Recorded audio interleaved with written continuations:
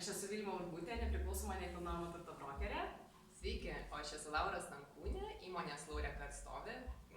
Laureka atlieka statinių kadastrinius matavimus ir pastatų statybos užbaigimo procedūras. Šiandien nusprendėm kartu su Laura atsakyti į labai dažną klausimą, kurį girdžiu tiek aš, tiek Laura.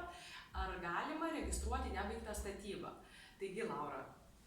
Taip, Vilma, galima ir privaloma. Tai numatyta įstatymuose per 3 metus nuo statybos leidimo išdavimo datos.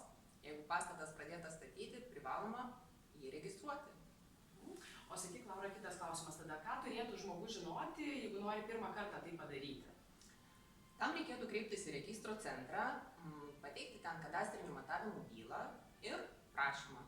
O šalia to tai turėtų būti pateikiama pažyma apie nebaigtą statybą, kurią tvirtina statybos inspekcija su pateiktais įvairiais papildomais dokumentais ir prašymais.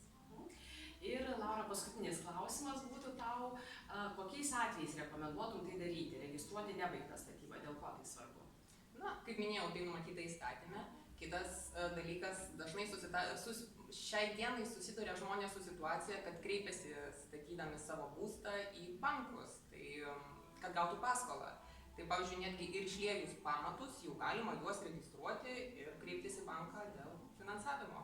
Taip, labai teisingas pastebėjimas, Laura. Ir kągi, aš norėčiau pridurti tiek, kad jeigu norite registruoti savo baigtą ar nebaigtą statybą, rekomenduoju įmonę Laureka ir jos atstovę Laurą.